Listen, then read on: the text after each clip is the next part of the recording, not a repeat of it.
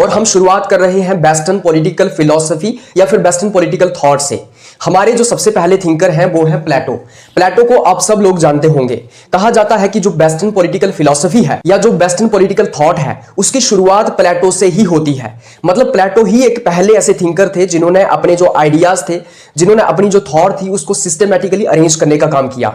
मतलब कि अपने आइडियाज को प्रॉपरली सिस्टमैटिकली अरेंज किया, उनको लॉजिकली अरेंज किया, एक किताब के अंदर लिखा। इसलिए हम ये कहते हैं कि प्लेटो से ही वेस्टर्न पॉलिटिकल फिलॉसफी की शुरुआत होती है। हालांकि प्लेटो से पहले सोक्रेटिस ने भी वेस्टर्न पॉलिटिकल थॉट या फिलॉसफी के अंदर काफी कंट्रीब्यूट किया है, लेकिन सोक्रेटिस से वेस्टर्न पॉलिटिकल थॉट या फिलॉसफी की शुरुआत इसलिए नहीं की जाती है क्योंकि जो सोक्रेटिस के आइडियाज थे वो हमें स्कैटर्ड फॉर्म में देखने को मिलते हैं। मतलब कि एक जगह पे सिस्टमैटिकली अरेंज किए हुए आइडियाज हमें सोक्रेटिस के नहीं देखने को मिलते हैं। सोक्रेटिस के आइडिया हमें किसी एक किताब के अंदर या फिर एक लॉजिकली अरेंज किए हुए नहीं मिलते हैं। लेकिन प्लेटो ने क्या किया, प्लेटो के गुरु थे सोक्रेटिस, प्लेटो के टीचर थे सोक्रेटिस, तो प्लेटो ने सोक्रेटिस के आइडियाज को भी सिस्टमैटिकली अरेंज करने का काम किया। इसलिए अगर हमें सोक्रेटिस को भी समझना है तो उसके लिए हमें प्लेटो को ही समझना होगा, क्योंकि प्लेटो ने ही प्रॉपर तरीके से अपने जो गुरु थे सोक्रेटिस, उनके आइडियाज को जो है वो उनको अरेंज करने का काम किया है। इसलिए हम ये कहते हैं कि प्लेटो से वेस्टर्न पॉलिटिकल फिलॉसफी की या थॉट की शुरुआत होती है, क्योंकि प्लेटो ने अपने आइडियाज को सिस्टमैटिकली अरेंज करने का काम किया है, लॉजिकली अरेंज करने का काम किया है।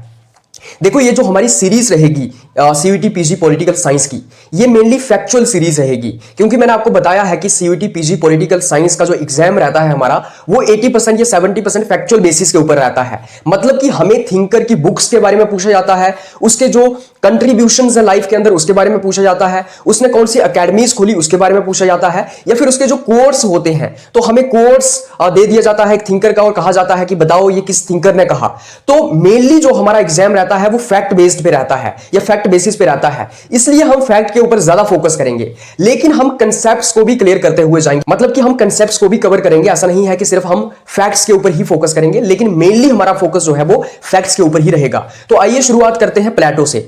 प्लेटो जो है वो एथेंस में पैदा होते हैं। एथेंस आप सब लोगों को पता होगा, जो आज का हमारा ग्रीस है, तो वहां पे एक सिटी है जिसका नाम है एथेंस। वो एथेंस में ही पैदा होते हैं। और एथेंस की अगर मैं बात करूं तो सबसे पहले हमें डायरेक्ट डेमोक्रेसी की एग्जांपल कहां पे देखने को मिलती है, एथेंस के अंदर ही देखने को मिलती है। तो अगर आपसे कोई पूछे कि सबसे पहले डेमोक्रेसी की शुरुआत कहां हुई या सबसे पहली डेमोक्रेसी की डायरेक्ट डेमोक्रेसी की एग्जांपल क्या है, तो वो एथेंस है। तो एथेंस ग्रीस में प्लेटो का जन्म होता है। प्लेटो का जन्म होता है 428 बीसी में और 348 बीसी में उनकी डेथ हो जाती है। ये जो 428 बीसी है, कहीं पे आपको 427 बीसी देखने को मिलेगा, तो यहां पे आपको कंफ्यूज नहीं होना है, क्योंकि आज से 2400 साल पहले की बात हो रही है, तो हमें एग्जैक्ट डेट पता नहीं है कि प्लेटो कब पैदा हुए थे। लेकिन हम मतलब कि एक ओवरऑल तरीके से 428 बीसी ही मान के चलते हैं कि 428 बीसी में प्लेटो का जन्म हुआ। प्लेटो को फादर ऑफ पॉलिटिकल फिलॉसफी कहा जाता है। यह कहा जाता है कि प्लेटो जो है वो फादर है पॉलिटिकल फिलॉसफी के, क्योंकि पॉलिटिकल फिलॉसफी की शुरुआत जो है वो प्लेटो ही करते हैं, या फिर फादर ऑफ पॉलिटिकल फिलॉसफी प्लेटो को ही कहा जाता है। प्लेटो जो थे वो एक हाईली इमेजिनेबल थिंकर थे, एक यूटोपियन थिंकर थे, एक आइडियलिस्ट थिंकर थे, क्योंकि जो प्लेटो के आइडियाज हैं वो यूटोपियन है। उसके आइडियाज जो है, प्लेटो को हम कहते हैं कि वो एक इमेजिनेबल थिंकर है, वो यूटोपियन है। उसके जो आइडियाज हैं या फिर उसके जो विचार हैं वो रियलिटी में एग्जिस्ट नहीं करते हैं। यूटोपियन का मतलब होता है कि जो चीज रियलिटी में एग्जिस्ट नहीं करती हो, मतलब कि हवा में बातें करने वाले मतलब इंसान थे प्लेटो। तो प्लेटो एक परफेक्शनिस्ट थे, मतलब हर चीज को वो परफेक्ट करना चाहते थे। वो एक टेलियोलॉजिकल थे। टेलियोलॉजिकल का मतलब होता है कि हर किसी चीज का जो एंड गोल होता है वो डिफाइंड होता है। वो एक डिडक्टिव थे। डिडक्टिव होने का मतलब ये है कि वो अपनी कंक्लूजन जो है वो पहले दे देते हैं और उसके बाद थियरीज देते हैं उस कंक्लूजन को जस्टिफाई करने के लिए। प्लेटो एक रेडिकल थिंकर थे। तो आपने सिर्फ ये याद रखना है कि प्लेटो एक आइडियलिस्ट थे, एक इमेजिनेबल थिंकर थे, एक यूटोपियन थिंकर थे, एक रोमांटिक यूटोपियन थिंकर थे। मतलब कि वो आइडियाज को ही रियलिटी मानते थे। वो मतलब कि आइडियाज में ही बातें करते थे। वो आइडियाज को अल्टीमेट रियलिटी मानते थे। जैसे अगर वो अपनी थियरी देते हैं आइडियल स्टेट की, तो आइडियल स्टेट की जो थियरी देते हैं वो, ये जो आइडियल स्टेट है ये रियलिटी में एग्जिस्ट नहीं करती है। तो ये जो आइडियल स्टेट की उनकी थियरी है ये एक यूटोपियन थियरी है। प्लेटो जो थे वो सोक्रेटिस के स्टूडेंट थे, मतलब सोक्रेटिस से काफी ज्यादा वो इन्फ्लुएंस थे। इसी के साथ साथ एक थिंकर है जिनका नाम है हैरोल्ड जे लास्की। लास्की ने ये कहा है कि every thinker is a child of his time. इसका मतलब ये हुआ कि हर जो थिंकर होता है वो अपने टाइम से काफी इन्फ्लुएंस होता है। मतलब कि प्लेटो जिस समय में पैदा हुए थे और जिस सिचुएशन में, जिन सर्कमस्टांसिस के अंदर पैदा हुए थे, उन सिचुएशंस और सर्कमस्टांसिस ने प्लेटो के आइडियाज को शेप करने की कोशिश की है। मतलब every thinker is a child of his time का मतलब यह है कि एक थिंकर जो है उस समय के अंदर उस जगह पे पैदा हुआ, इसलिए उसके आइडियाज वैसे हैं। फॉर एग्जांपल मैं अपनी बात करूं तो जिस समाज के अंदर मैं पैदा हुआ हूं, जिस फैमिली के अंदर मैं पैदा हुआ हूं, उसी के अकॉर्डिंगली मेरे आइडियाज शेप होंगे ना। मान लो मैं वर्ल्ड वॉर के दौरान पैदा हुआ होता, राइट, जहां पे हर कोई एक दूसरे को मार रहा है, काट रहा है, मतलब कि लाइफ की कोई सिक्योरिटी नहीं है, कोई पता नहीं है कि कब कोई कब गोली मार देगा, कब मेरे घर को कोई जला देगा, कब कोई मेरे ऊपर अटैक कर देगा। तो अगर मैं वर्ल्ड वॉर के टाइम पे पैदा हुआ होता तो उस वक्त मेरा मेन कंसर्न क्या होता, मेरे आइडियाज कैसे होते। तो मैं क्या चाहता कि ये जो एनार्की जैसी सिचुएशन है, ये जो मार काट चल रही है, ये जो एक दूसरे को मार रहे हैं लोग, ये खत्म हो जाए। मैं ये चाहता कि पीस आ जाए, है ना, शांति आ जाए, ये मेरा कंसर्न होता। तो वही बात यहां पे है कि जो भी थिंकर होता है उसको समझने के लिए हमें उसके टाइम, उसके सर्कमस्टांसिस के बारे में समझना होता है। तो प्लेटो जिस सिचुएशन में पैदा हुए, उसी सिचुएशन में प्लेटो के जो आइडियाज हैं उनको इन्फ्लुएंस करने का काम किया है। तो हम ये समझते हैं कि प्लेटो के ऊपर इन्फ्लुएंस किस चीज का था, क्या कॉन्टेक्स्ट है प्लेटो का, प्लेटो किस टाइम पे पैदा हुए और जहां पे वो पैदा हुए एथेंस में, वहां पे क्या चल रहा था। तो अगर मैं प्लेटो के ऊपर इन्फ्लुएंस की बात करूं, सबसे पहले तो सोक्रेटिस का इन्फ्लुएंस था प्लेटो के ऊपर। भाई सोक्रेटिस से काफी ज्यादा इन्फ्लुएंस थे प्लेटो, और सोक्रेटिस जो थे वो बहुत बड़े महान फिलोसोफर थे। सोक्रेटिस जो है वो हैप्पीनेस के ऊपर फोकस करते थे, कि वो कहते थे कि एक इंसान का जो अल्टीमेट पर्पस होना चाहिए वो हैप्पीनेस होना चाहिए। उसी के साथ साथ सोक्रेटिस का ये कहना था कि आइडियाज जो होते हैं वो सुप्रीम रियलिटी होते हैं। सोक्रेटिस जो है वो रीजन के ऊपर फोकस करते थे, लॉजिक के ऊपर फोकस करते थे। वो चाहते थे कि हर एक इंसान तर्क से सोचे, लॉजिक से सोचे। सोक्रेटिस जो है वो डायलॉग प्रमोट करते थे, लोगों के बीच के बातचीत हो, डिबेट्स हो, डिस्कशंस हो। इसलिए सोक्रेटिस को फाउंडर ऑफ डायलेक्टिक्स कहा जाता है। मतलब डायलेक्टिक्स का जो आइडिया है वो सोक्रेटिस से ही शुरू हुआ। डायलेक्टिक्स का मतलब होता है डिबेट्स करना, डिस्कशंस करना, राइट, डायलॉग करना। तो सोक्रेटिस से तो काफी ज्यादा वो इन्फ्लुएंस थे। और दूसरा ये कि सोक्रेटिस को हेमलॉक दे दिया गया था, सोक्रेटिस को जहर दे दिया गया था। किसके द्वारा? सोफिस्टों के द्वारा। तो वहां पे जो उस वक्त रूल कर रहे थे, जो सोफिस्ट उस वक्त रूल कर रहे थे, मतलब डेमोक्रेसी का आप कह सकते हैं उस वक्त रूल था। तो वो जो डेमोक्रेसी का रूल चल रहा था, उनके द्वारा सोक्रेटिस को जहर दे दिया गया था। क्यों दे दिया गया था? क्योंकि सोक्रेटिस जो है वो नौजवानों के बीच तर्क को प्रमोट कर रहे थे, लॉजिक को प्रमोट कर रहे थे, डिबेट्स और डिस्कशंस को प्रमोट कर रहे थे। सोक्रेटिस ये कह रहे थे कि तुम्हें तर्क के हिसाब से सोचना है। तो एक तो सोक्रेटिस को जहर दे दिया गया, सोक्रेटिस को मार दिया गया। उसी के साथ साथ जो एथेंस था जहां पे प्लेटो पैदा हुआ, एथेंस की हालत जो है वो बड़ी खराब थी। एथेंस एक पैथोलॉजिकल स्टेट बन चुकी थी। पैथोलॉजिकल स्टेट बनने का मतलब यह है कि एथेंस एक डिजीज्ड सोसाइटी थी, एक बीमार सोसाइटी थी, बुरी हालत थी एथेंस की। क्यों? एक तो वहां पे सोफिस्ट का रूल चल रहा था, मतलब कि रूल ऑफ सोफिस्ट, वहां पे सोफिस्ट रूल कर रहे थे। मतलब एक तरीके से वहां पे डेमोक्रेसी का रूल चल रहा था। और वो जो डेमोक्रेसी का रूल था, इसको वो रूल ऑफ इग्नोरेंस कहते हैं। प्लेटो कहते हैं कि ये इग्नोरेंस का रूल है। मतलब कि प्लेटो का ये कहना था कि जो डेमोक्रेसी होती है, जो लोकतंत्र होता है, वो इग्नोरेंस का रूल होता है। जो लोग कुछ नहीं जानते हैं, अनपढ़ लोग जो होते हैं, उनका रूल होता है। इग्नोरेंट का रूल क्यों होता है? क्योंकि कोई क्वालिफिकेशन नहीं होती है ना रूलर्स के लिए। मतलब जिसको ज्यादा वोट मिल गए वो रूलर बन गया। आप इंडिया में देख लो, यहां पे डेमोक्रेसी का रूल है, तो यहां पे अनपढ़ लोग भी एमपी बन जाते हैं, अनपढ़ लोग यहां पे प्रधानमंत्री बन जाते हैं। तो ये इग्नोरेंस का ही तो रूल है ना। यहां पे कोई क्वालिफिकेशन थोड़ी ना है रूलर के लिए। मतलब जो ज्यादा वोट हासिल कर लेगा वही रूल करेगा। तो ये इग्नोरेंस का रूल है। और प्लेटो इसको, डेमोक्रेसी को अपोज करते हैं। ये जो सोफिस्ट का रूल था, इसको अपोज करते हैं।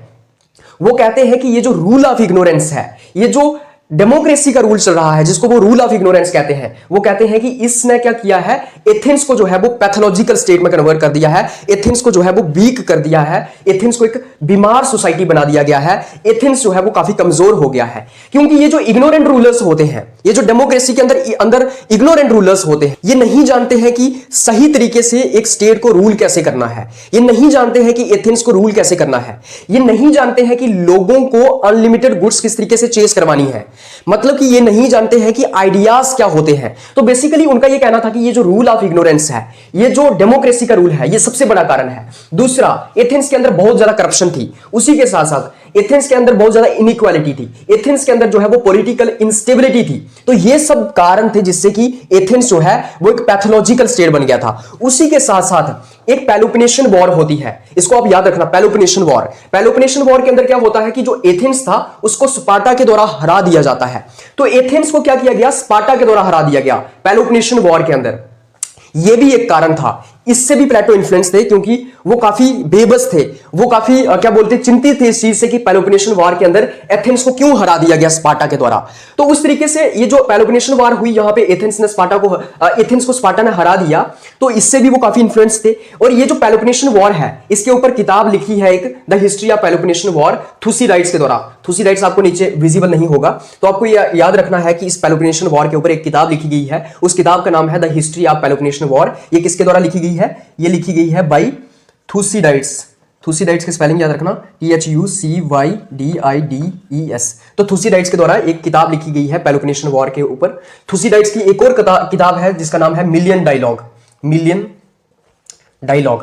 तो ये चीजें आपको याद रखनी है क्योंकि इन फैक्ट से ही क्वेश्चंस आते हैं। तो थुसीडाइड्स के द्वारा एक किताब लिखी गई है हिस्ट्री ऑफ पेलोपोनेशियन वॉर, किसके ऊपर, पेलोपोनेशियन वॉर के ऊपर। और एक और किताब थुसीडाइड्स ने लिखी है मिलियन डायलॉग, ये आपको याद रखना है। तो मैंने आपको बताया कि प्लेटो के ऊपर इन्फ्लुएंस किस चीज का था, कि ये जो बीमार सोसाइटी थी एथेंस की, ये जो पैथोलॉजिकल सोसाइटी थी एथेंस को, इसको सुधारना चाहते थे प्लेटो। अब उन्होंने सॉल्यूशन दिया कि किस तरीके से एथेंस की पैथोलॉजिकल स्टेट को हम सुधार सकते हैं। सॉल्यूशन क्या था, आइडियल स्टेट। वो आइडियल स्टेट की बात करते हैं, वो कहते हैं कि एक आइडियल स्टेट होनी चाहिए, और उस आइडियल स्टेट को कौन चलाएगा, उस आइडियल स्टेट को चलाएगा फिलोसोफर किंग।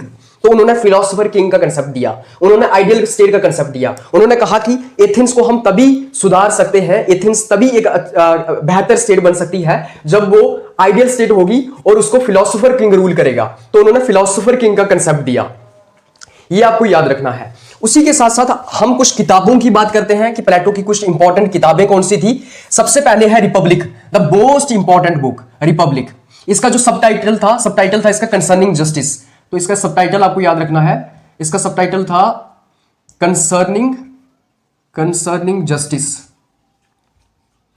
इसी रिपब्लिक के अंदर, इसी किताब के अंदर जो है वो प्लेटो किसकी, आइडियल स्टेट की बात करते हैं। इसी किताब के अंदर प्लेटो फिलोसोफर किंग की बात करते हैं। और इसी रिपब्लिक किताब के अंदर प्लेटो अपनी थियरी ऑफ एजुकेशन भी देते हैं, जिसको हम आगे समझेंगे। तो एक किताब उनकी आ गई द रिपब्लिक, दूसरी उनकी किताब है द लॉस के बाद उनकी तीसरी किताब है द स्टेट्समैन, चौथी किताब है उनकी द एपोलॉजी, फिर क्रीटो, फ्यूडो और गॉर्जियास। तो उनकी मेन इंपॉर्टेंट किताबें कौन सी हैं, रिपब्लिक है, लॉज है, स्टेट्समैन है और एपोलॉजी है। ये आपको एकदम रट लेना है बस। ये जो एपोलॉजी किताब है, ये एपोलॉजी जो है ये सोक्रेटिस के ऊपर लिखी गई है, किसके द्वारा, प्लेटो के द्वारा। मतलब सोक्रेटिस की लाइफ के ऊपर, सोक्रेटिस के ऊपर ये किताब लिखी गई है। और इसी किताब को जो है वो महात्मा गांधी के द्वारा ट्रांसलेट किया गया है गुजराती के अंदर, सत्यवीर की गाथा। तो क्या किया गया है, ये जो एपोलॉजी है ये सोक्रेटिस के ऊपर लिखी गई है प्लेटो के द्वारा, और महात्मा गांधी ने इसको गुजराती में ट्रांसलेट किया है और उसका टाइटल है सत्यवीर की गाथा। तो ये आपको याद रखना है।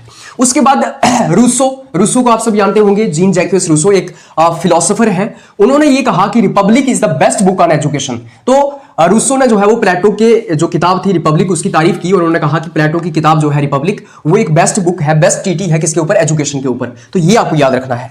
उसके बाद आइए बात करते हैं प्लेटो की थियरी ऑफ आइडियाज, या फिर जिसको हम थियरी ऑफ फॉर्म्स कहते हैं। तो प्लेटो की बड़ी एक फेमस स्टेटमेंट है जिसको हम कहते हैं reality is the shadow of ideas. मतलब प्लेटो का कहना है कि जो रियलिटी होती है वो आइडियाज का शैडो होता है। इसका मतलब क्या हुआ, प्लेटो का ये कहना है कि जो भी हम रियलिटी में फिजिकल चीजों को देखते हैं वो जो है वो आइडियाज का शैडो होती है। फॉर एग्जाम्पल अगर मैं इस मार्कर की बात करूं, ये जो मार्कर है ये हमें रियलिटी देखने को मिल रही है। मतलब कि हम ये देख रहे हैं कि ये एक रियलिटी है, एक मार्कर है, राइट, फिजिकल रियलिटी है। इसको मैं टच कर सकता हूं, मैं अपने सेंसरी ऑर्गन से इसको जो है वो एक्सपीरियंस कर सकता हूं, फील कर सकता हूं, इसको मैं टच कर सकता हूं, ये हार्ड है। तो हम ये कहते हैं कि ये रियलिटी है। लेकिन प्लेटो का ये कहना है कि ये रियलिटी नहीं है, ये सिर्फ शैडो है किसका, आइडिया का। ये जो तुम जिसको रियलिटी कह रहे हो ये आइडियाज का शैडो है। क्योंकि प्लेटो का ये कहना है कि ये जो मार्कर है ये अपने आप नहीं बन गया, बल्कि इस मार्कर को बनाने से पहले मेरे माइंड में, मेरे दिमाग में आइडिया आया होगा कि एक ऐसा मार्कर होना चाहिए जिसको एक कैप लगी होगी और जिसके अंदर जो है वो डाली होगी, इंक डाली होगी और फिर ये लिखेगा। तो मेरे माइंड में पहले आइडिया आया होगा और वो जब आइडिया मेरे माइंड में आया और उसके बाद मैंने उस आइडिया को जो है वो मटेरियल शेप देने की कोशिश की। तो इस मार्कर का पहले मेरे माइंड में आइडिया आया, उसके बाद ये मार्कर बनाया गया। तो प्लेटो का ये कहना है कि जो रियलिटी होती है वो आइडियाज का शैडो होता है। प्लेटो कहते हैं कि प्लेटो वर्ल्ड को दो तरीके से डिवाइड करते हैं। प्लेटो कहते हैं एक होती है वर्ल्ड ऑफ आइडियाज, एक होती है आइडियाज की दुनिया, विचारों की दुनिया, और एक होती है फिजिकल वर्ल्ड। फिजिकल वर्ल्ड जिसको हम देख सकते हैं, जिसको हम टच कर सकते हैं अपने सेंसरी ऑर्गन से, जिसको हम फील कर सकते हैं, वो आ गई फिजिकल वर्ल्ड। लेकिन एक आ गई वर्ल्ड ऑफ आइडियाज। देखो ये जो फिजिकल वर्ल्ड होती है ना, फिजिकल वर्ल्ड मतलब क्या, जिसको हम देख रहे हैं, ये जो मिट्टी है, ये जो बोर्ड है, ये जिसको हम फील कर रहे हैं सेंसरी ऑर्गन से, जिसको हम स्मेल कर सकते हैं, सुन सकते हैं, देख सकते हैं, टच कर सकते हैं, टेस्ट कर सकते हैं, वो आ गई फिजिकल वर्ल्ड। एक होती है वर्ल्ड ऑफ आइडियाज, इसको हम सेंसरी ऑर्गन से एक्सपीरियंस नहीं कर सकते, मतलब हम इसको टच नहीं कर सकते आइडियाज की दुनिया को, और यही असली दुनिया होती है आइडियाज की दुनिया। लेकिन इसको हम टच नहीं कर सकते, इसको हम देख नहीं सकते। वर्ल्ड ऑफ आइडियाज को समझने के लिए तुम्हारे पास रीजन होना चाहिए, तुम्हारे पास नॉलेज होना चाहिए, तुम्हारे पास ज्ञान होना चाहिए। इसलिए प्लेटो का ये कहना है कि आइडियाज को समझने के लिए तुम्हारे पास नॉलेज होना चाहिए। इसलिए वो फिलोसोफर किंग की थियरी देते हैं। वो कहते हैं कि जो फिलोसोफर किंग होगा वो आइडियाज की दुनिया को समझ सकता है, क्योंकि उसके अंदर रीजन है। तो प्लेटो का ये कहना है कि दुनिया जो है दो तरह की होती है, एक होती है वर्ल्ड ऑफ आइडियाज, एक होती है फिजिकल वर्ल्ड। ये जो वर्ल्ड ऑफ आइडियाज होती है ये परफेक्ट वर्ल्ड होती है, यही परफेक्ट वर्ल्ड होती है, और यही रियल वर्ल्ड होती है। ये जो फिजिकल वर्ल्ड है ये एक मेनली रिफ्लेक्शन है किसकी, वर्ल्ड ऑफ आइडियाज की। तो शैडो है किसकी, रियल वर्ल्ड की। मतलब रियल वर्ल्ड की जो है वो वर्ल्ड ऑफ आइडियाज है, और ये जो वर्ल्ड ऑफ आइडियाज है ये रियल वर्ल्ड है, इसका शैडो क्या है, फिजिकल वर्ल्ड है। तो फिजिकल वर्ल्ड कुछ नहीं है बल्कि आइडियाज का शैडो है। ये पेन कुछ नहीं है, मार्कर कुछ नहीं है, बल्कि ये जो मार्कर है ये मेरे आइडिया का शैडो है। मेरे दिमाग में आइडिया आया तभी मार्कर बना, उससे पहले मतलब कि ये मार्कर नहीं बन सकता था अगर मेरे माइंड में आइडिया ना होता तो। उसके बाद प्लेटो बात करते हैं किसकी, उसी के साथ साथ वो एलिगोरी ऑफ केव का कंसेप्ट देते हैं। वो कहते हैं कि आइडियाज को समझने के लिए वो एक एनालॉजी देते हैं जिसको हम एलिगोरी ऑफ केव कहते हैं। एलिगोरी ऑफ केव क्या है, तो मैंने इसके ऊपर एक प्रॉपर वीडियो भी बनाई हुई है अपने यूट्यूब चैनल के ऊपर। एलिगोरी ऑफ केव बड़ा एक इंटरेस्टिंग कंसेप्ट है, जिसके अंदर वो बताते हैं कि रियल वर्ल्ड कैसी होती है। तो बेसिकली यहां पे एलिगोरी ऑफ केव के अंदर वो क्या कहने की कोशिश कर रहे हैं, कुछ लोग हैं जिनके हाथ बांध दिए गए हैं और एक गुफा के अंदर वो हैं, मतलब 3-4 लोग हैं उनके हाथ बांधे हुए हैं और वो एक गुफा के अंदर हैं, एक केव के अंदर हैं, और वो इधर उधर मुड़ भी नहीं सकते हैं, वो सिर्फ सामने देख सकते हैं। उनके सामने एक दीवार है, राइट, उनके पीछे भी एक दीवार है। 3 लोग हैं, 1 2 3, हमें ऐसे बांध दिया गया है, हमारे हाथ पीछे से बांध दिए गए हैं, हमारे सामने दीवार है, हमारे पीछे भी दीवार है, और हमारे पीछे दीवार जो है उसके पीछे कुछ जलाया जा रहा है, मतलब आग जलाई जा रही है। पूरी गुफा के अंदर अंधेरा है, लेकिन हमारी दीवार के पीछे आग जलाई जा रही है, और उस आग के आगे से कुछ लोगों को पास किया जा रहा है। मतलब ये जो दीवार है ना, ये पूरी ऊपर तक नहीं है, ये दीवार इतने तक है, राइट, ये दीवार इतने तक है। इस दीवार के आगे जो है कुछ लोगों को बांधा गया है, हाथ उनके जकड़ दिए गए हैं, वो पीछे नहीं देख सकते हैं, वो सिर्फ आगे देख सकते हैं, उनके आगे भी दीवार है।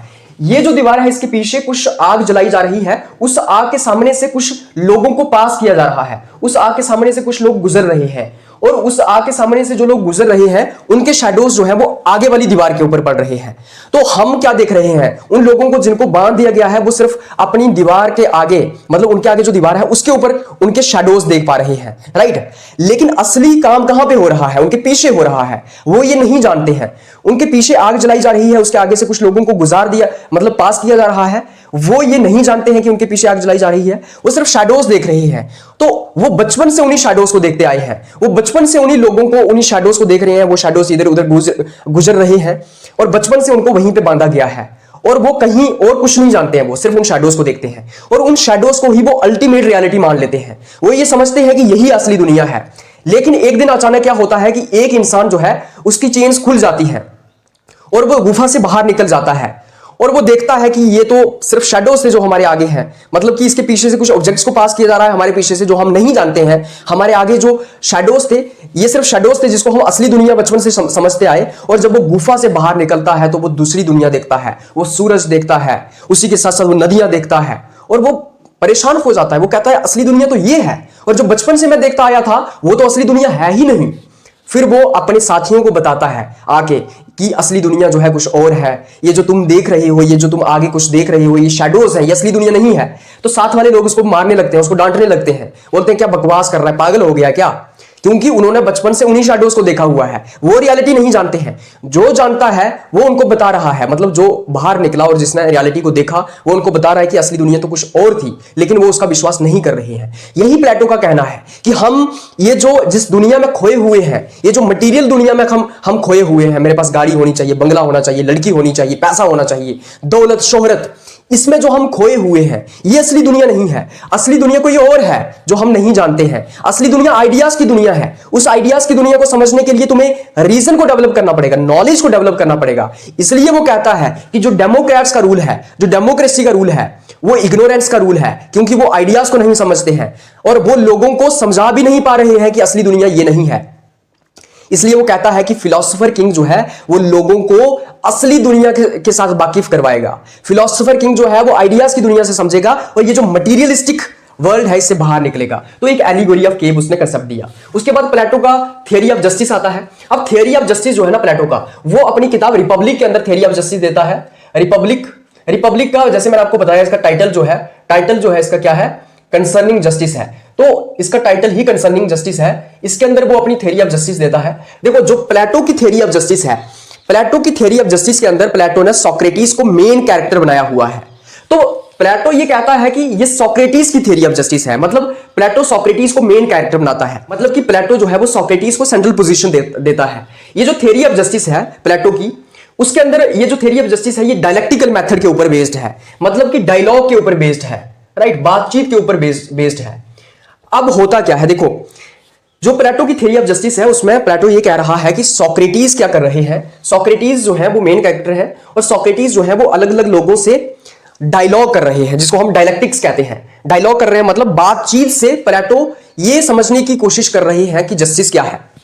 तो फॉर एग्जाम्पल मैं ये कह रहा हूं कि जस्टिस क्या है, मतलब मैं ये जानने की कोशिश कर रहा हूं कि जस्टिस क्या है। मुझे आप सोक्रेटिस मान लीजिए, मैं 3-4 लोगों को चुनता हूं। मैंने एक आयुष को चुन लिया, एक आशु को चुन लिया, एक विक्रम को चुन लिया।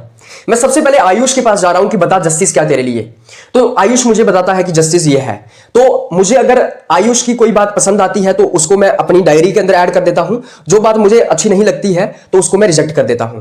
फिर मैं आशु के पास जाता हूं, बता जस्टिस क्या है। आशु मुझे बताता है कि जस्टिस ये है। तो मैं आशु की जो बात मुझे अच्छी लगती है मैं अपनी डायरी में ऐड कर देता हूं और जो अच्छी नहीं लगती है उसको रिजेक्ट कर देता हूं। फिर मैं विक्रम के पास जाता हूं, बता जस्टिस क्या है। विक्रम मुझे बताता है कि जस्टिस ये है, लेकिन मैं उसके साथ जो है सेटिस्फाई नहीं हूं, मैं उससे सहमत नहीं हूं, तो मैं उसकी बात को रिजेक्ट कर देता हूं। ऐसा ही हो रहा है। सोक्रेटिस मेन कैरेक्टर है और सोक्रेटिस डायलॉग कर रहे हैं किसके साथ, सेफिलस के साथ, पोल मार्कस के साथ, थ्रासिमाकस के साथ और ग्लाउकान के साथ, राइट। सोक्रेटिस सबसे पहले आते हैं सेफिलस के पास। सोक्रेटिस सेफिलस को पूछते हैं बता भाई तेरे लिए जस्टिस क्या है। तो सेफिलस कहता है हाँ बिल्कुल मैं बताऊंगा जस्टिस क्या है। तो सोक्रेटिस को सेफिलस बताता है कि doing one's duties and paying one's dues is justice. मतलब सेफिलस ये कहता है कि जस्टिस ये है कि तुम अपनी ड्यूटीज को परफॉर्म करो, अपनी ड्यूटीज को जो है वो ऑनेस्टली मतलब ईमानदारी से तुम परफॉर्म करो और अपना जो कर्ज तुमने किसी से लिया हुआ है उसको तुम चुकाओ। तो ये जस्टिस है। लेकिन सोक्रेटिस जो है वो उसका जो डूइंग वंस ड्यूटीज जो है इसको एक्सेप्ट कर लेते हैं, मतलब एक पार्ट जो है इसको एक्सेप्ट कर लेते हैं और डूइंग ये जो पेइंग वंस ड्यूज इसको रिजेक्ट कर लेते हैं सोक्रेटिस। मतलब सोक्रेटिस ये कहते हैं कि डूइंग वंस ड्यूटीज, हाँ ये तो ठीक है कि हर किसी को अपना काम करना चाहिए, ड्यूटीज परफॉर्म करनी चाहिए, ये जस्टिस हो सकता है। लेकिन पेइंग वंस ड्यूज मतलब किसी का कर्ज चुकाना जस्टिस नहीं हो सकता, क्योंकि अगर तुम किसी मैड पर्सन को उसका वेपन रिटर्न कर देते हो, मान लो तुमने किसी पागल आदमी से बंदूक ली थी, अब अगर तुम उस पागल आदमी को बंदूक वापस कर दोगे क्योंकि तुम उसका कर्ज दे रहे हो, तो इसका मतलब यह है कि वो जो बंदूक उसके हाथ में होगी वो पूरे समाज के लिए डिस्ट्रक्शन का कारण बन सकती है, मार सकता है किसी को भी। तो वो ये कहते हैं कि तुम किसी मैड पर्सन को उसका वेपन रिटर्न नहीं कर सकते हो। तो ये जो सेफिलस की डेफिनेशन थी जस्टिस की, इसको वो पार्शियली एक्सेप्ट करते हैं, पार्शियली रिजेक्ट कर देते हैं। वो कहते हैं डूइंग वंस ड्यूटीज ये तो ठीक है, हर किसी को अपनी ड्यूटीज को परफॉर्म करना चाहिए, ये जस्टिस हो सकता है, मगर अपनी जो कर्ज है, जो ड्यूज है, इनको वापिस करना, इनको रिटर्न करना जो है वो सही नहीं है, क्योंकि कभी कभी हम अगर मैड पर्सन को उसका वेपन रिटर्न कर देंगे तो दिक्कत हो सकती है। उसके बाद सेफिलस का बेटा आता है, son of Cephalus, Polemarchus. Polemarchus कहता है मैं बताता हूं जस्टिस क्या होता है। तो सोक्रेटिस उसको बोलते हैं बता क्या है जस्टिस। तो पोल मार्कस कहता है being good to your friends and evil to your enemies. Polemarchus का ये कहना था कि हमें अपने दोस्तों के साथ अच्छा करना है, दोस्तों के लिए अच्छा रहना है, और जो हमारे दुश्मन है उनके साथ हमें बुरा करना है, उनके साथ बुराई करनी है। तो सोक्रेटिस इसको डायरेक्टली रिजेक्ट कर लेते हैं। सोक्रेटिस कहते हैं कि तुम्हें तो मतलब तुम कैसे पहचानोगे कि तुम्हारा दोस्त कौन है और दुश्मन कौन है। तुम्हारा दोस्त जो है वो छुपा हुआ आपका दुश्मन हो सकता है। Your friend may be your enemy in disguise. तो यहां पे पोल मार्कस का जो थॉट था इसको कंप्लीटली रिजेक्ट कर देते हैं सोक्रेटिस, क्योंकि सोक्रेटिस ये कहते हैं कि तुम्हें पहले तो ये पता ही नहीं होगा कि तुम्हारा दोस्त कौन है और दुश्मन कौन है, और दूसरा ये है कि जस्टिस किसी को हार्म नहीं पहुंचा सकता। मतलब जस्टिस के अंदर न्याय सभी के लिए एक समान होता है, न्याय के अंदर किसी को हार्म नहीं पहुंचाया जा सकता। जैसे तुम कह रहे हो कि तुम्हें बुराई करनी है अपने दुश्मन के साथ, लेकिन जस्टिस जो है वो ऐसा नहीं है। जस्टिस सभी के लिए इक्वल होता है, जस्टिस सभी के लिए इक्वल होता है और ये हार्मलेस होता है, ये किसी को भी नुकसान नहीं पहुंचा सकता। उसके बाद थ्रासिमाकस से सोक्रेटिस पूछते हैं कि क्या है जस्टिस, तो थ्रासिमाकस कहता है कि justice is the interest of stronger. मतलब कि थ्रासिमाकस का ये कहना था कि जो जस्टिस है वो सिर्फ स्ट्रॉन्गर जो इंसान है, जो स्ट्रॉन्गर्स है सोसाइटी के अंदर, जो मजबूत लोग हैं उनका इंटरेस्ट है। इसको भी रिजेक्ट कर देते हैं अपने सोक्रेटिस। वो कहते हैं कि भाई जस्टिस जो है वो यूनिवर्सल है सभी के लिए, वो किसी एक का इंटरेस्ट नहीं है, मतलब किसी स्ट्रॉन्गर का इंटरेस्ट नहीं है। फिर वो ग्लाउकान के पास आते हैं, उसको पूछते हैं कि बता जस्टिस क्या है, तो ग्लाउकान कहता है justice is the interest of weaker. वो कहता है कि जो जस्टिस है वो वीक लोग जो है समाज के अंदर उनका इंटरेस्ट है, क्योंकि स्ट्रॉन्ग लोग जो है वो कभी कहीं ना कहीं अपना गुजारा चला ही लेते हैं, लेकिन वीक लोगों का इंटरेस्ट है, तो इसको भी वो रिजेक्ट कर देते हैं। वो कहते हैं कि जस्टिस क्या है, यूनिवर्सल है। इस तरीके से वो सबसे पहले अपना डायलॉग करते हैं, डायलेक्टिकल मेथड को यूज करते हैं, उसके बाद वो अपनी थ्योरी ऑफ जस्टिस देते हैं। अब हम बात करते हैं प्लेटो की मेन, मतलब प्लेटो का क्या था जस्टिस का कंसेप्ट। पहले तो डायलॉग हो गया, मतलब सोक्रेटिस के द्वारा, सोक्रेटिस को उसने मेन कैरेक्टर रखा था, डायलॉग हो गया। उसके बाद प्लेटो का ये कहना था कि एक इंडिविजुअल जो होता है उसकी जो सोल होती है, उसकी सोल के अंदर 3 कैरेक्टरिस्टिक्स होते हैं, 3 कैरेक्टरिस्टिक्स होते हैं। 3 कैरेक्टरिस्टिक्स क्या होते हैं? सबसे पहले एक इंडिविजुअल की सोल के अंदर 3 कैरेक्टरिस्टिक्स होते हैं। पहले रीजन होता है, दूसरा करेज होता है और तीसरा होता है एपिटाइट। तो हर एक इंसान की सोल के अंदर 3 कैरेक्टरिस्टिक्स होते हैं। 3 कैरेक्टरिस्टिक्स से इंसान बना होता है, एक रीजन, एक करेज, एक एपिटाइट। ये जो रीजन है उसको वो गोल्ड कहते हैं, ये जो करेज है उसको सिल्वर कहते हैं, और जो एपिटाइट है उसको वो कॉपर से मतलब कंपेयर करते हैं। इसी को वो थ्योरी ऑफ मेटल्स या मेंस ऑफ मेटल जो है वो इसी कंसेप्ट को कहा जाता है। ये जो गोल्ड, सिल्वर और कॉपर के साथ वो कंपेयर कर रहे हैं। तो सिंपली प्लेटो का ये कहना है कि एक इंडिविजुअल की सोल के अंदर 3 चीजें होती हैं, रीजन, करेज, एपिटाइट। जिसके अंदर रीजन डोमिनेट करता है, जिसके अंदर रीजन सबसे ज्यादा होता है, वो बनता है फिलोसोफर किंग। वो क्या बनता है? Philosopher king. पीके का मतलब हो गया फिलोसोफर किंग। जिसके अंदर रीजन डोमिनेट करता है वो फिलोसोफर किंग बनेगा। इसका मतलब उसको मैन ऑफ गोल्ड कहा जाएगा। क्या कहा जाएगा? मैन ऑफ गोल्ड, क्योंकि उसके अंदर गोल्ड डोमिनेट कर रहा है, रीजन डोमिनेट कर रहा है। जिसके अंदर करेज डोमिनेट करता है वो सोल्जर बनेगा। क्या बनेगा? सोल्जर बनेगा, क्योंकि इसके अंदर क्या है? इसके अंदर करेज है, इसके अंदर जो है वो करेज डोमिनेट कर रहा है, तो ये क्या बनेगा? सोल्जर। इसको मैन ऑफ सिल्वर कहा जाएगा। और जिसके अंदर एपिटाइट डोमिनेट कर रही है वो बनेंगे पीजेंट्स, बिजनेसमैन और फार्मर। और इसको वो कंपेयर करते हैं कॉपर के साथ। इनको वो मैन ऑफ कॉपर कहते हैं। तो जो फिलोसोफर किंग होगा वो मैन ऑफ गोल्ड होगा, जो सोल्जर्स होंगे वो मैन ऑफ सिल्वर होंगे, और जो पीजेंट्स, बिजनेसमैन होंगे वो मैन ऑफ कॉपर होंगे। जो फिलोसोफर किंग होगा उसके अंदर रीजन डोमिनेट करता है, जो जिसके अंदर करेज डोमिनेट करता है वो सोल्जर बनते हैं, और जिसके अंदर एपिटाइट डोमिनेट करता है वो क्या बनते हैं? वो बनते हैं पीजेंट्स, बिजनेसमैन, ये सब। अब प्लेटो की थ्योरी ऑफ जस्टिस ये है कि अगर सारे लोग जिनके अंदर रीजन डोमिनेट कर रहा है अगर वो फिलोसोफर किंग बन जाए, जिनके अंदर करेज डोमिनेट कर रहा है अगर वो सोल्जर बन जाए, और जिनके अंदर एपिटाइट डोमिनेट कर रही है अगर वो पीजेंट्स बन जाए, तो समाज के अंदर जस्टिस आएगा। मतलब कि फंक्शनल स्पेशलाइजेशन की यहां पे बात की जाएगी कि जिस इंसान के अंदर जो चीज डोमिनेट करती है वो वही काम करेगा। जिसके अंदर रीजन सबसे ज्यादा डोमिनेट कर रहा है वो फिलोसोफर किंग बनेगा, जिसके अंदर करेज सबसे ज्यादा डोमिनेट कर रहा है वो सोल्जर बनेगा, और जिसके अंदर एपिटाइट सबसे ज्यादा डोमिनेट कर रही है वो पीजेंट बनेगा। और जब सारे लोग अपनी ड्यूटीज को अपने हिसाब से परफॉर्म करने लगेंगे, जो भी उनकी ड्यूटीज हैं, जो पीजेंट्स हैं अगर वो अपना काम करेंगे, सोल्जर्स अपना काम करेंगे, फिलोसोफर किंग अपना काम करेंगे, तो जस्टिस आएगा, तो जस्टिस प्रिवेल होगा। ये है प्लेटो की थ्योरी ऑफ जस्टिस। अब कैसे पता चलेगा कि किसी इंसान के अंदर रीजन डोमिनेट कर रहा है? कैसे पता चलेगा कि किसी इंसान के अंदर करेज डोमिनेट कर रहा है? और कैसे पता चलेगा कि किसी इंसान के अंदर एपिटाइट डोमिनेट कर रही है? इसके लिए प्लेटो अपना कंसेप्ट देते हैं किसका? इसके लिए प्लेटो अपनी थ्योरी देते हैं एजुकेशन की। थ्योरी ऑफ एजुकेशन के तहत हमें यह पता चलेगा कि किसके अंदर रीजन डोमिनेट कर रहा है, किसके अंदर करेज डोमिनेट कर रहा है और किसके अंदर एपिटाइट डोमिनेट कर रहा है। उसके बाद हम देखते हैं कि प्लेटो कहते हैं state is individual writ large. इसका क्या मतलब हुआ? प्लेटो का ये कहना है कि state is individual writ large.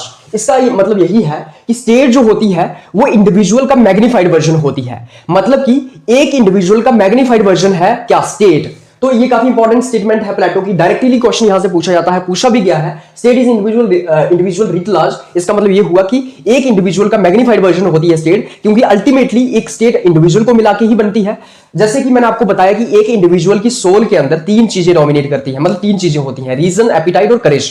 जिसके अंदर रीजन डोमिनेट करता है वो फिलोसोफर बनता है, जिसके अंदर करेज डोमिनेट करता है वो सोल्जर बनता है, जिसके अंदर एपिटाइट डोमिनेट करती है वो बिजनेसमैन या ट्रेडर बनता है या फिर पीजेंट बनता है। तो इसी तरीके से, क्योंकि एक इंडिविजुअल की सोल के अंदर ये तीन चीजें डोमिनेट करती है, इसी तरीके से एक स्टेट के अंदर भी तीन क्लासेस होंगी। तीन classes, soldier class, philosopher king की क्लास और ये जो पीजेंट्स फार्मर्स हैं इनकी क्लास। तो इस तरीके से प्लेटो का ये कहना है कि स्टेट जो है वो इंडिविजुअल का रिट लार्ज है, मतलब इंडिविजुअल का मैग्नीफाइड वर्जन है। फिर मैंने आपको बताया कि कैसे पता चलेगा कि किसके अंदर रीजन डोमिनेट कर रहा है, किसके अंदर जो है एपिटाइट डोमिनेट कर रही है और किसके अंदर करेज डोमिनेट कर रहा है। उसके लिए प्लेटो ने अपनी थ्योरी ऑफ एजुकेशन दी है। इस थ्योरी ऑफ एजुकेशन के अंदर वो बताता है कि किस तरीके से अलग अलग चीजें इंसान के अंदर डोमिनेट करती है। ये जो थ्योरी ऑफ एजुकेशन है, मैंने आपको बताया था कि रूसो इसकी तारीफ करते हैं। रूसो कहते हैं कि ये बेस्ट, मतलब रूसो ये कहते हैं कि ये जो रिपब्लिक के अंदर, रिपब्लिक जो किताब है प्लेटो की, उसके अंदर जो एजुकेशन की थ्योरी है ये बेस्ट बुक है। मतलब कि प्लेटो की जो किताब है रिपब्लिक, ये बेस्ट किताब है किसके ऊपर, एजुकेशन के ऊपर। ये जो थ्योरी ऑफ एजुकेशन है इसके अंदर प्लेटो अलग अलग स्टेजेस की बात करते हैं। सबसे पहले वो बात करते हैं फर्स्ट स्टेज की। पहली स्टेज है 0 से 6 साल के बीच में, मतलब जब बच्चा पैदा होता है उससे लेके 6 साल की उम्र तक।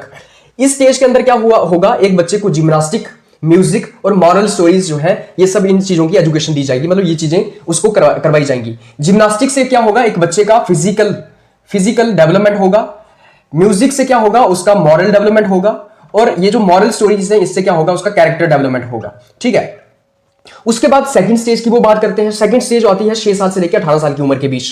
यहां पे एक बच्चे को जो है वो जनरल सब्जेक्ट सिखाई जाएंगे, हिस्ट्री, ज्योग्राफी, एटसेट्रा। उसके बाद फर्स्ट फिल्ट्रेशन टेस्ट होगा 18 साल की उम्र में। फर्स्ट फिल्ट्रेशन टेस्ट होगा 18 साल की उम्र में। अब पहला फिल्ट्रेशन टेस्ट होगा, मतलब पहला टेस्ट होगा, इसके अंदर जो पास हो जाता है वो तीसरी स्टेज में एंटर करेगा, और जो फेल हो जाता है वो बन जाएगा ट्रेडर, वो बनेगा पीजेंट। क्योंकि पीजेंट वो बनेगा जो फेल हो जाएगा फर्स्ट फिल्ट्रेशन टेस्ट में, क्योंकि इसमें हमें ये पता चल रहा है कि भाई इसका अब पढ़ाई लिखाई के लिए कोई मतलब शौक है नहीं, तो ये करेगा, अब ट्रेडर बनेगा, ये पीजेंट बनेगा या फार्मर बनेगा। उसके बाद जो लोग पास हो जाएंगे वो थर्ड स्टेज के अंदर एंटर करेंगे। थर्ड स्टेज आएगी 18 से लेकर 20 साल की उम्र तक। यहां पे कंपलसरी मिलिट्री ट्रेनिंग दी जाएगी, मतलब सभी लोगों को जो है वो मिलिट्री की कंपलसरी ट्रेनिंग दी जाएगी। उसके बाद सेकंड फिल्ट्रेशन टेस्ट होगा। सेकंड फिल्ट्रेशन टेस्ट के अंदर जो पास हो जाता है वो फोर्थ स्टेज में जाएगा, और जो फेल हो जाता है वो बनेंगे सोल्जर। मतलब कि अब इनके पास मिलिट्री की ट्रेनिंग आ गई है, अब ये बनेंगे सोल्जर, इनका पढ़ाई लिखाई में कोई मन नहीं लग रहा है तो अगली स्टेज में नहीं जाएंगे ये। जो फोर्थ स्टेज होगी ये होगी 20 से लेकर 35 साल की उम्र तक। यहां पे ज्योमेट्री सिखाया जाएगा, लॉजिक सिखाया जाएगा, डायलेक्टिक्स सिखाया जाएगा और कई सारी चीजें सिखाई जाएंगी। और उसके बाद फिफ्थ स्टेज आएगी।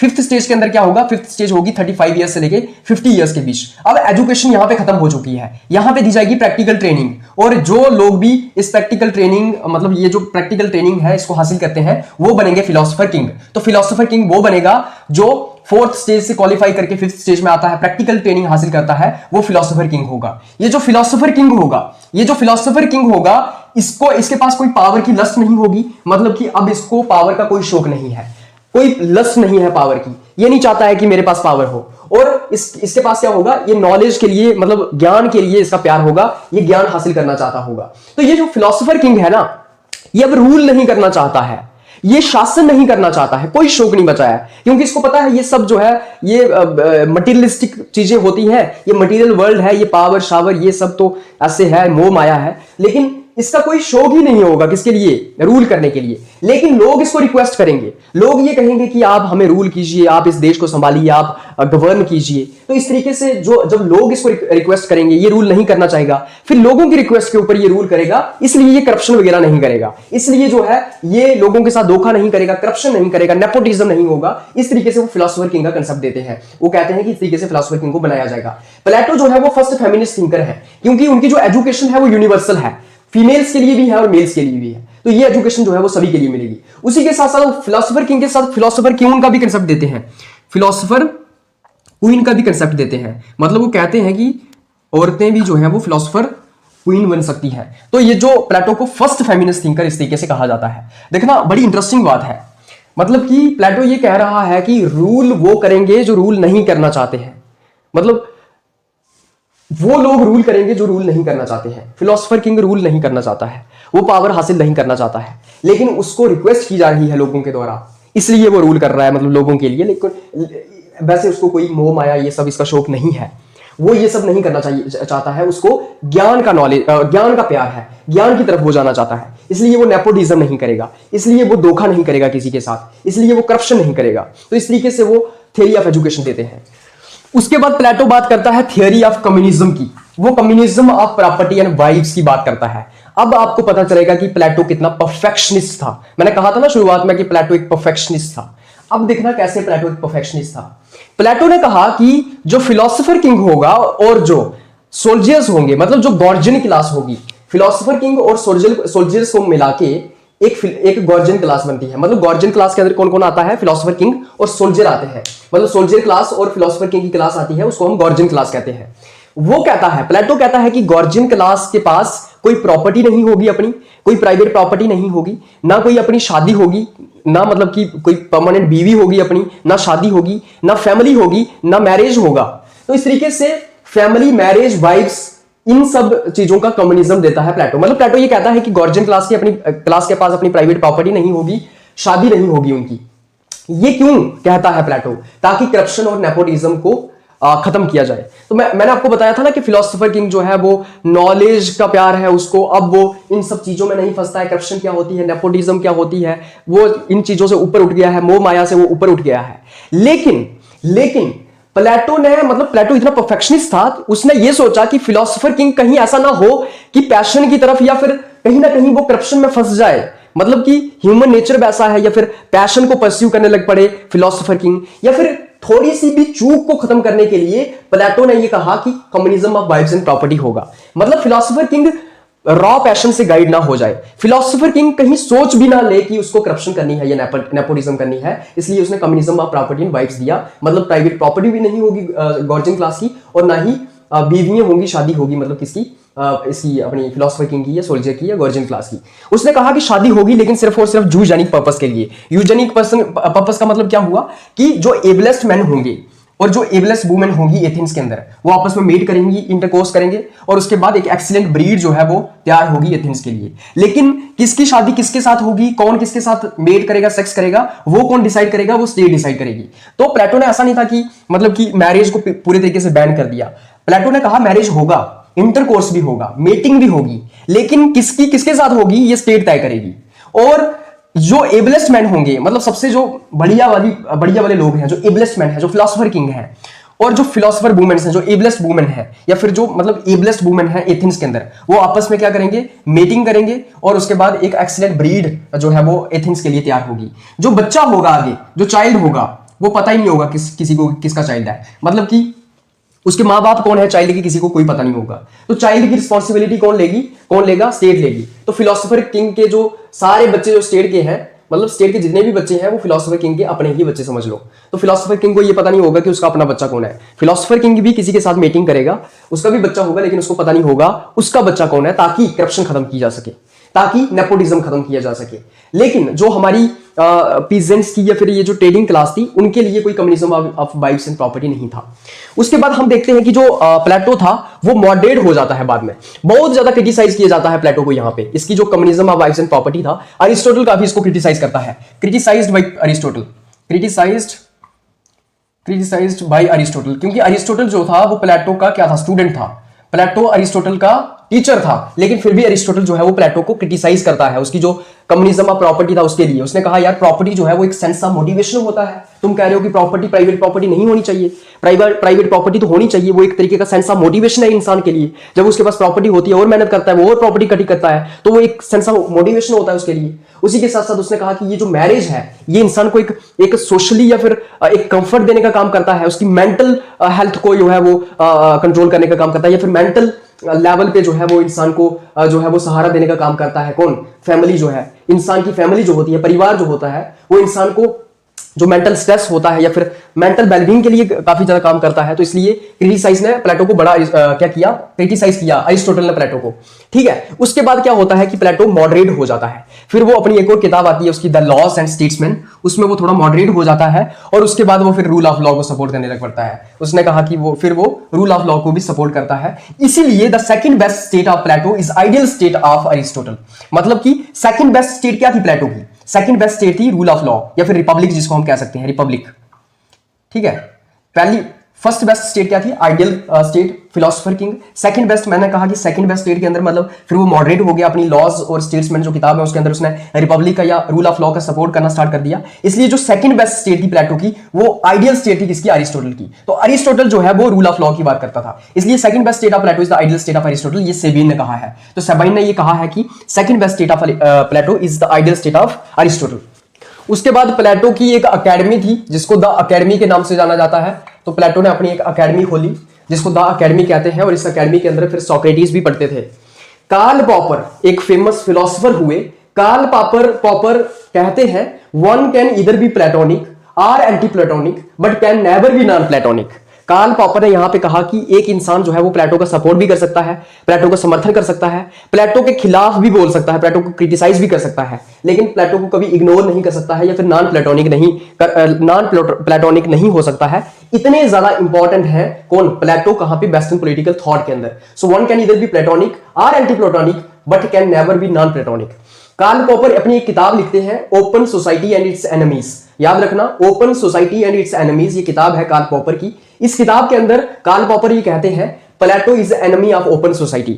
प्लेटो जो है वो ओपन सोसाइटी का एनिमी था। ओपन सोसाइटी क्या होती है? ओपन सोसाइटी हो गई मतलब लिबरल वर्ल्ड ऑर्डर जो है, लिबरल वर्ल्ड है जहां पे लिबर्टी की बात की जाती है, इक्वालिटी की बात की जाती है। तो कार्ल पॉपर का ये कहना था कि प्लेटो जो है वो ओपन सोसाइटी का एनिमी है। क्यों है? क्योंकि वो सोसाइटी को जो है वो जकड़ के रखता है। उसने सोसाइटी को 3 क्लासेस के अंदर डिवाइड कर दिया। उसने बताया कि सोल्जर का ये काम होगा, उसका ये काम होगा, फिलोसोफर किंग का ये काम होगा। तो उसने एक सोसाइटी को जो है ना वो जकड़ के रखा हुआ है। ना ही वो इक्वालिटी की बात कर रहा है, ना वो लिबर्टी की बात कर रहा है, ना वो मतलब लिबरल वर्ल्ड ऑर्डर जो है वो जो लिबरल वैल्यूज है, लिबर्टी जो है उसकी बात नहीं हो रही है। इसलिए प्लेटो क्या है? ओपन सोसाइटी का एनिमी है। उसके बाद The entire Western political thought is nothing but footnotes to Plato and Aristotle. White head का ये कहना है कि पूरी की पूरी जो वेस्टर्न पॉलिटिकल थॉट है वो प्लेटो और अरिस्टोटल के जो पांव के चिन्ह होते हैं ना वो है। मतलब प्लेटो और अरिस्टोटल के जो फुट नोट्स हैं वो है। मतलब कि प्लेटो और अरिस्टोटल के बिना पूरी वेस्टर्न पॉलिटिकल थॉट जो है अधूरी है। प्लेटो इज फिलोसफी, फिलोसफी इज प्लेटो। ये एमर्सन ने कहा है कि प्लेटो फिलोसफी है और फिलोसफी ही प्लेटो है। कुछ इंपॉर्टेंट या फेमस किताबें हैं प्लेटो के ऊपर लिखी गई है अलग अलग थिंकर्स के द्वारा, जैसे the myths of Plato, J A. Stewart ये लिखते हैं। The myths of Plato J A. Stewart के द्वारा लिखी गई है प्लेटो के ऊपर। The Republic of Plato Ernest Barker के द्वारा लिखी गई है। और इन डिफेंस ऑफ प्लेटो ये रोनाल्ड बी लेविंसन के द्वारा लिखी गई है प्लेटो के ऊपर। तो इस तरीके से हम यहाँ पे प्लेटो को कंप्लीट करते हैं। मुझे उम्मीद है कि प्लेटो के रिलेटेड आपको ये लेक्चर पसंद आया होगा। मैंने कहा था कि ज्यादा फैक्ट्स के ऊपर काम किया जाएगा, फैक्ट्स के ऊपर डिस्कस किया जाएगा, लेकिन आई थिंक ये जो लेक्चर था ये मैक्सिमम कंसेप्चुअल हो गया। तो कंसेप्ट्स के ऊपर ज्यादा हमने फोकस कर दिया क्योंकि प्लेटो एक थिंकर ही वैसा है जिसको समझना काफी इंपॉर्टेंट होता है और उसके कंसेप्ट्स जो है वो काफी इंपॉर्टेंट है, रादर देन कि हमने फैक्ट्स के ऊपर भी फोकस किया है। उसकी किताबें, उसकी एकेडमी, उसके ऊपर अलग अलग थिंकर्स ने क्या कहा है, लेकिन उसके जो कंसेप्ट्स हैं उनको भी हमने अच्छे तरीके से डील करने की कोशिश की है। तो फिर मिलेंगे आपके साथ नेक्स्ट लेक्चर में, हम अरिस्टोटल को कवर करने की कोशिश करेंगे। तब तक आप सब लोगों को धन्यवाद।